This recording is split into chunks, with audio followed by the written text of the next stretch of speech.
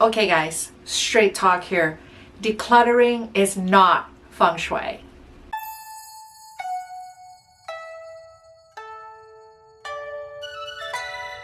Hello Feng Shui Nation, it's Safrina from Feng Shui and Prosper, and today I'm going to make some of you guys squirm.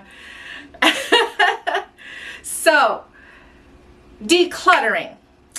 There have been so many books and even Feng Shui courses out there who are touting decluttering as one of the main pillars of Feng Shui.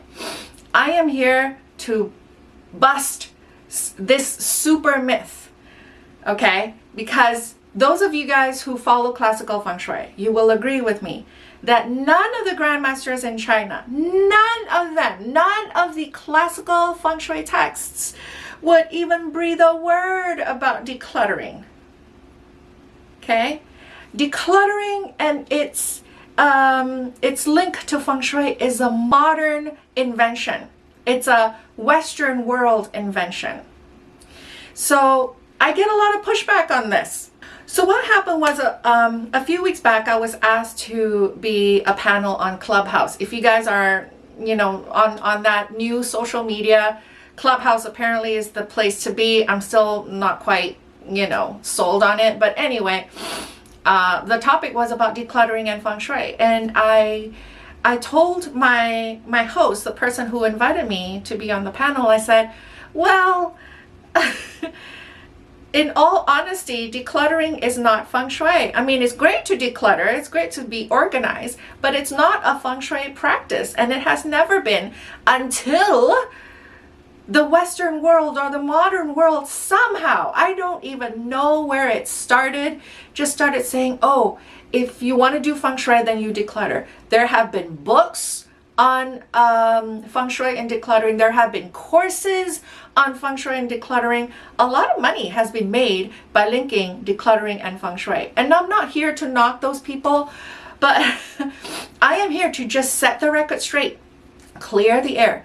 Because if you look at all the classical texts of Feng Shui, if you talk to any of the grandmasters in China, none of them would have breathed a word about decluttering. Okay?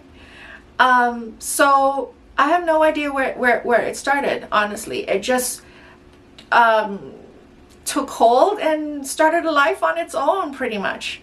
Now, I'm not here to say that decluttering is not a good thing to do, okay? It's good to stay organized, and when you're organized, the chi flows. I agree with that, right? But even if it's even if you live a minimalist life, there are still rooms in your home that can be bad Feng Shui based on the permanent energy that is within those four walls. You can have an absolutely empty place, like as decluttered as it possibly can be, and there are still auspicious and inauspicious energies where Feng Shui is concerned. So decluttering is organization, it's keeping things neat and tidy, so you Marie Kondo your life and all that. But decluttering needs to be separated from the practice of Feng Shui. Now, there are certain schools that argue that, oh, if you want to activate energy in a certain area, then you declutter. Well, yes and no.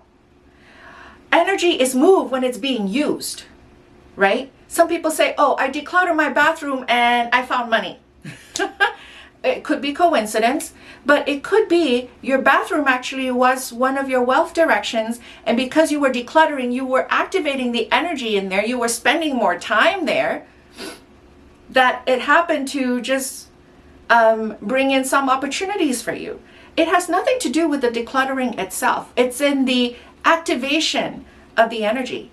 You could, and many of us, we declutter all the time, but if you're decluttering and you're spending time decluttering in a space that's negative, you're also activating that negative energy, right? So, and those of you who have followed me for any amount of time, you've heard me say that Feng Shui is not always about putting stuff, it's about usage. So when you're decluttering, you're technically using that space. You're moving things around. You're activating the chi, right? Now, whether or not activating that chi is good or bad depends on the space itself, right? But that's why I said certain schools say if you want to activate certain chi, then you move the furniture, you clean out the space. That's all well and good, but that shouldn't be taken as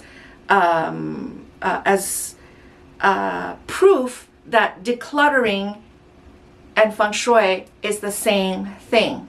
No, it's just one of the methods to activate the chi in a certain area. It is not in and of itself Feng Shui. And so, you know, when that person very generously invited me to be on a panel on Clubhouse, I said, I'm very likely going to be stepping on a few toes here, because she got other consultants on as panels as well, and I took a look at their bio, and they're not classically trained. So I already know what kind of perspective they're going to have in terms of decluttering and Feng Shui.